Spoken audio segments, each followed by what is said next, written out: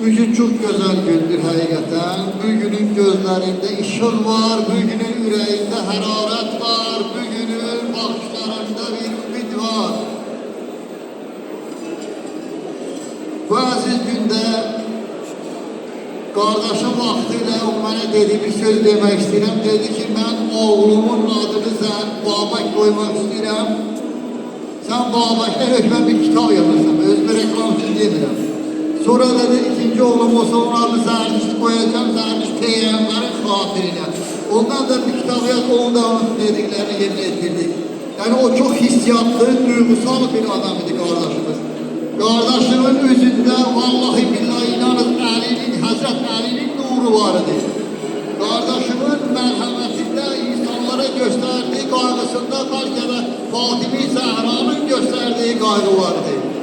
Kardeşimin birinci yoldaşı diye Allah rahmet eylesin son derece kaygıkeş, son derece dikkatli, son derece temizkar, son derece düzgün, doğru, dürüst bir insan idi hakikaten. Hiç vakit unutmuyor onu, hiç vakit. Yani çok genç vefat eder. O da görülür ki bir, yani değerler meşeye girende birden doğru düzgün ağızları kesilirler. O qanları sonraya qalır. Onu demək istəyirəm ki, ağalar kardeşimiz, bizim nəslimizin nümayəndələr hamısı buradadır.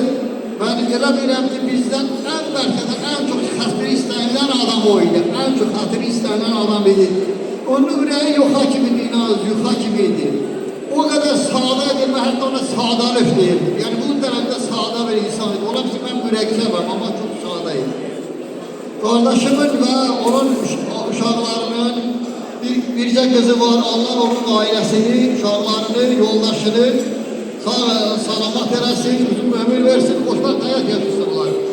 Aziz qohumlarımız buradadır. Aziz qohumlarımızı bir daha təbrik edirik. Bu güzel gün münasibətiyle düşünürəm ki, bizim onlara qohum olmamız, onlara da bize qohumla bir şərəfdir.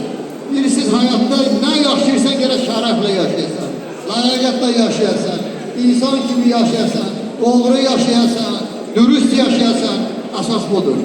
Her şey olabilir. Dürüstlük olmadıysan hiç kimsen hiç vakit hürmetli olmayacak dünyada. En azı yaxşı insanlar olsa hürmetli olmayacak. Aziz kardeşim, ağalar birçok bizden çok farklı düşünceye malik idi. Neden farklı düşünceye malik? İnanız yalan demirəm, her yetene imkan altında köməkli adam idi. Onun xasiyyəti beləydi ha. Onda bir xasiyyət vardı, belki de en böyle fırıldakçı adamın altında bilərdi. Her şeye inanan adam idi. O derecede yani dediğim gibi yüreği temiz, pak. Bizim dağlar kadar ucağa dönen 3 gün qabaq Cəngəsə dağına getmişəm, güzeldi orada. Orada böyük bir tane list söylemişim, onu da koydum internete. Bugüne kadar 34 bin adam baktı 3 günde. Dedim odur ki, bir daha derim Allah mübarek eləsin, təbrik edirəm. Bunların üzerinde həmişə xoşbəxtlik bir yağış gibi yağsın. Onlar xoşbəxtlik yağsında, saadet yağışında islansınlar. Başlarına kəhdir iş tutmasınlar. Azizim Zerdüşt, aziz onun yoldaşı olacak, onun nişanlısı olur. Bilirik güzel aileler ki biz bu ailenin uşağından tanıyırıq. Ben birinci namaz onları talip olan namaz kılıyorsun da olar. Yani bunu ben değil. Yani bu olan şeydi bəli. Bir daha tebrik edirəm, can sağlığı arzu edirəm, var olunuz, güzel günler arzu edirəm. Həmişə başınız uca Cəngəsə ki ucada olsun. Həmişə süfrəmizdə Allah sizə elə nemətlər göndersin ki siz heç gəzməyəsiniz sizin üçün.